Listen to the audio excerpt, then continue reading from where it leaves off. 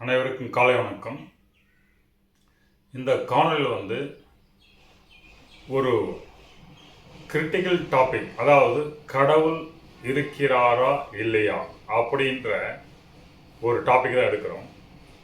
எல்லாரும் நிறைய பேர் மனதில் கடவுள் இருக்கிறார் இல்லையா, கடவுள் இருக்கிறா அதை பார்த்தவங்க யாரு, அப்படி பார்க்காத ஒரு விஷயத்த நம்ம எப்படி நம்புறது அப்படின்ற பல கொஸ்டின்ஸ் இருக்கும். ஆனால் இதில் கடவுள் இருக்கிறாரா இல்லையா அப்படின்றத உங்களுக்கு முதல்ல தத்துவ ரீதியாக உங்களுக்கு விளக்கலான்னு பார்க்குறேன். தத்துவம் என்னன்னாக்கா, திருமலர் தன்னுடைய திருமணத்தில் ஒரு அணுக்கள் 4,48,500 விதங்களை ஃபங்க்ஷன் ஆகும்னு சொல்லியிருக்காரு. அப்போ இந்த உடல் எவ்வளோ கோடி அணுக்கள், அதாவது பில்லியன் அணுக்களுக்கு மேலே தான் ஆயிருக்கும். அப்படி இருக்கும்போது நம்ம இயங்கும் விதம் எவ்வளோ பாசிபிலிட்டிஸ் இருக்குதுன்னு பார்த்துக்கோங்க.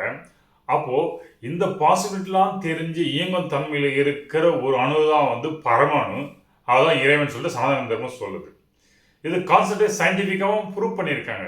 எப்படின்னு பார்த்தீங்கன்னாக்கா, உங்களுக்கு ஒவ்வொரு அணுவும் அதை நம்ம பார்க்கும்போது அப்சார்வர்னு சொல்கிறாங்க. அது அப்சார்வர் இருக்கும்போது அது இயங்க விதம், அப்சார்வ் இல்லைன்னா அது இயங்க விதம் வேறுபடுது. இது ஸ்பிளிட் எக்ஸ்பிரிமெண்ட் ஒன்று செஞ்சுருக்காங்க. அதில் இதை ப்ரூவ் பண்ணியிருக்காங்க.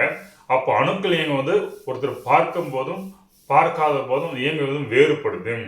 அப்படி இதான் இயக்க சக்தியாக நமக்குள்ள இயங்குது.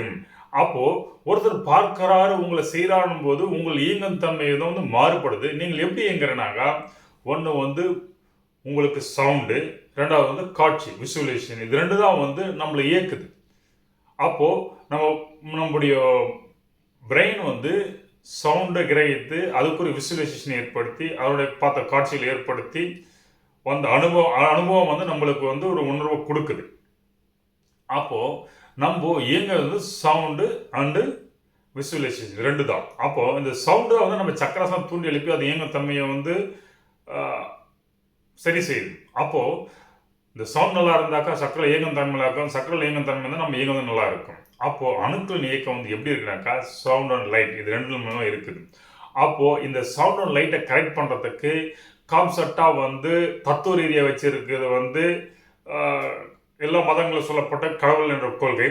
கடவுள் ஒன்று இருக்கிறார், அவர் நம்மை பார்க்கிறார், அவர் பார்த்து நம்மளெல்லாம் வழிநடத்துகிறார். அவர் ஒரு சில கட்டளைலாம் 10 கமாண்ட்மெண்ட் சொல்கிறாங்க. அதே மாதிரி இந்துக்கள் தனத்தில் பிரசன்னத்தரின்றவர் இருக்குது.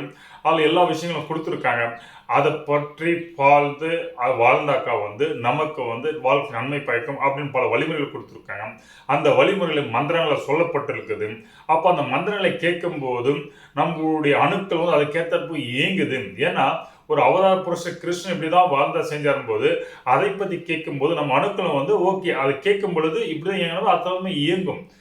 அது மாதிரி ஒவ்வொரு அவதார புருஷர்கள் எப்படி வாழ்ந்தார்கள், எப்படி இருந்தார்கள் அப்படின்ற ஒரு விஷயத்தை படிக்கும்போது சரி, அது அந்த சவுண்டை கேட்கும்போது மந்திர மூலையில் சப்தமாக கேட்கும்போது அதற்கேற்ப நம்ம உடலில் இயங்கும் தன்மை மாறுபடும். ஏன்னா நம்ம பிரெயின் கான்சியஸில் மேப் பண்ணி அந்த சவுண்டை மேப் பண்ணி அதற்கேற்ற போல் நம்ம உடல் இயக்கத்தை கமாண்ட் கொடுக்கும்.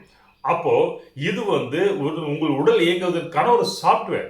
அப்போது கடவுளோட கான்செப்ட் உடல் எப்படி இயங்குது, அது ப்ராப்பராக இயங்குறதுக்கு சாஃப்ட்வேர் என்ன அப்படின்றத கடவுள் என்ற கொள்கை தத்துவ ரீதியில் வச்சிருக்காங்க.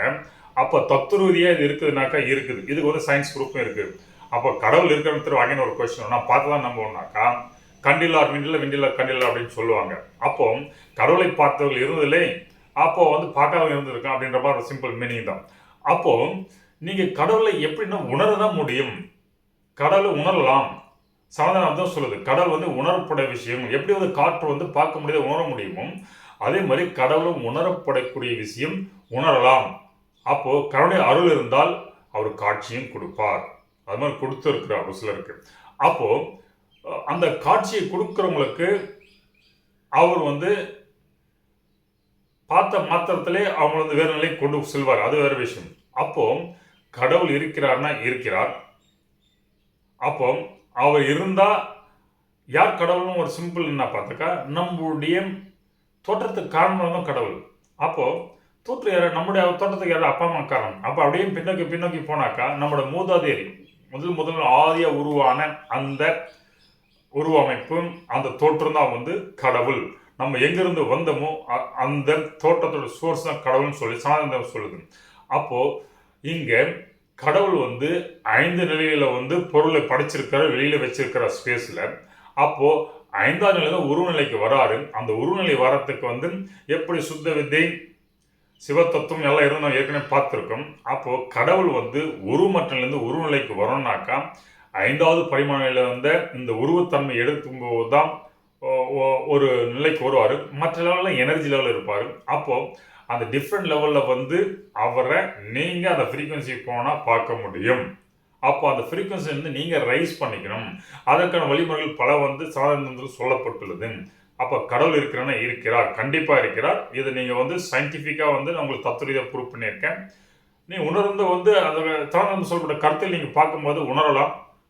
ஒரு சிலருக்கு வந்து காட்சியிலும் கிடைக்கலாம்.